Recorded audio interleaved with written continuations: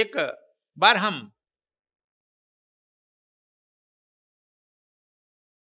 हिमाचल प्रदेश में यात्रा पर थे। पहले बहुत हम यात्रा करते, पर्वत का खासकर हिमालय को बहुत यात्रा की है, बरसों बरस। हिमाचल प्रदेश में थे, उत्तराखंड, उत्तराखंड कहते हैं हिमाचल प्रदेश। एक पहाड़ी टीला पर गए तो एक बड़ा सुंदर घर था। देखे कि एक लड़का बड़ा सुंदर बैठा था, बड़ा सुंदर था लड़का। एक पगडंडी जा रही थी, मैं उस लड़के से पूछा कि पगडंडी किधर जाएगी, हमको जाना है, कोई गाँव है आगे क्या? वो बोला नहीं। 2 बार 3 बार चिल्लाया, अरे बहरा है का रे? बोलता नहीं। बोलता नहीं है। बस देख रहा था, देख रहा था। तब घर से एक बूढ़ी औरत निकली। कही, कहा महाराज जी आइए आइए, बैठिए बैठिए, जल जलपान करा दें आपको। हम जल जलपान नहीं, हम पूछ रहे पगडंडी जाना है, बोल नहीं रहा। कहा कि बैठ जाइए तब मैं आपको बताऊं ना महाराज जी। कुर्सी ले आई, बैठाई, मीठा लाई, पानी लाई। मैंने क्या बात है? कहा कि वही तो बताना चाहते हैं, ये हमारा लड़का है, सुंदर है, 35 साल 36 साल का हुआ नहीं तब। इसको गुरुकुल में हम भेजे थे कि पढ़ेगा, लेकिन वहां पर गुरुकुल में जा करके पढ़ा तो ठीक है, विद्या पढ़कर आया।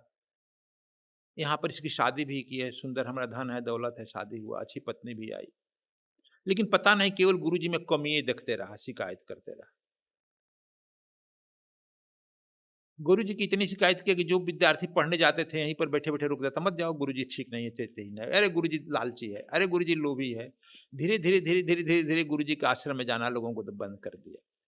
5 साल लगा। इसका पुरुषार्थ काम किया, गुरुजी के आश्रम में चला जाना बंद कर दिए। लेकिन गुरुजी कुछ इसे शिकायत नहीं की, इसी तरह से गुजरते थे। पूछते ठीक है ना बच्चा? कहा कि आप ही का ना पढ़ाए हुआ है, आपको तो हम बताकर रखेंगे ना। अच्छा बच्चा ठीक। 6वां साल महाराज जी क्या हुआ कि यह देखते हुए नहीं देख सकता है, कान रहते हुए सुन नहीं सकता है, वाणी है रहते हुए बोल नहीं सकता है। आप जानते हैं कि सुन नहीं रहा, देख नहीं रहा है, परमात्मा देखता है ना। इसीलिए कबीर साहब कहते हैं, हर रूठे गुरु ठौर है। परमात्मा यदि रूठ जाएगा तो बीच में गुरु खड़ा हो जाएगा। गुरु रूठे हरिना, यदि गुरु रूठ गया तो परमात्मा हट जाता है किनारा, हम नहीं तुम्हारे बीच में पड़ेंगे। कहा कि बहुत गुरु जी से अनुनय विनय किए, कहा कि बच्चा हम कुछ श्राप नहीं दिए हैं इसको, यदि हम श्राप दे दिए रहते तो उतना में ही इसका काम हो जाता, दंड जाता। हम कुछ नहीं बोले, परमात्मा पर छोड़ दिए हैं, परमात्मा ने इसको देखो ये दंड दे दिया।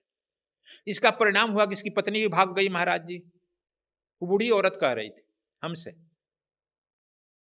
पत्नी भाग गई। अब क्या करें, 2-4 गाय रखे हैं, हमारे पति भी मर गए, पति का पेंशन मिलता है, कितना मिलता है? अब क्या करें, हमारे पति बड़े अफसर थे, 80,000 मिलता है। अच्छा, लेकिन मर गया अब उसी पेंशन से, अब कोई है नहीं। अभी देखिए एक लड़का, पत्नी भाग गई, कोई नहीं है। देख लिया, उनका आश्रम में लड़के को पढ़ाते ही नहीं थे, अब वो अपने भजन में लग गए। उन्होंने, हमने पूछा कि आपको दुख है? कहा कि हमको दुख नहीं है, परमात्मा हमको पढ़ाने लिखाने से छोड़ दिया, मैं हरि के भजन में लग गया।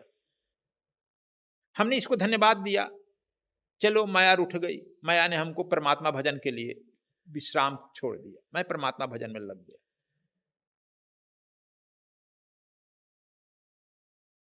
अब वो बूढ़ी औरत हमको पानी में पलक, महाराज जी इसी घर में रहिए ना, आप कोई है नहीं, आप रहिए, देखिए ऊपर हम घर बनाए हैं, 2 रूम है, ऊपर हम खाना खिलाऊंगी पिलाऊंगी, नौकर है चाकर है सब, इसका कुछ होगा।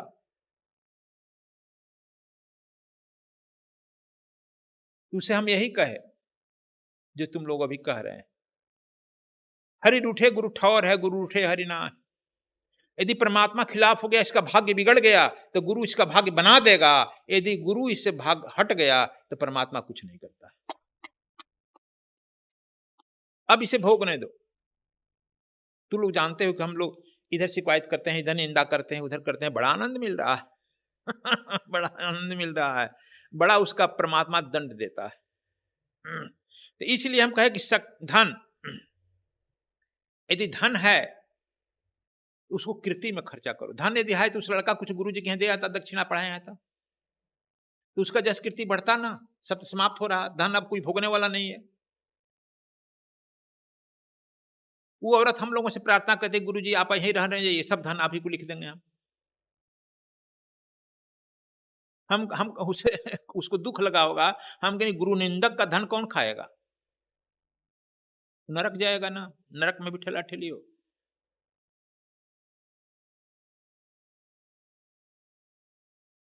तो देखो, इसी धन की जो उपयोगिता, धन यदि तुम धर्म पर है और निश्चित कर लिया कि धन आएगा, तो उसका हम पहले तो 10% था, 10% नहीं करेगा 5%, 5% नहीं करेगा 2%, 2.5%, कुछ तय कर लो कि धन आने पर इतना % हम धर्म काम में खर्च करेंगे। देखना तुम्हारा धन जो है लगातार आते रहेगा, आते रहेगा।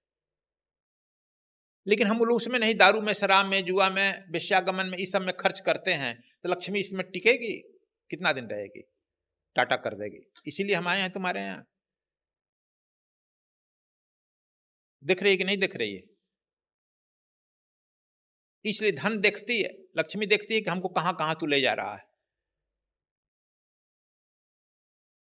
किस सेवा में ले जा रहा है। दिख रही है कि नहीं दिख रही है? हरदम आपके साथ दिख रही है।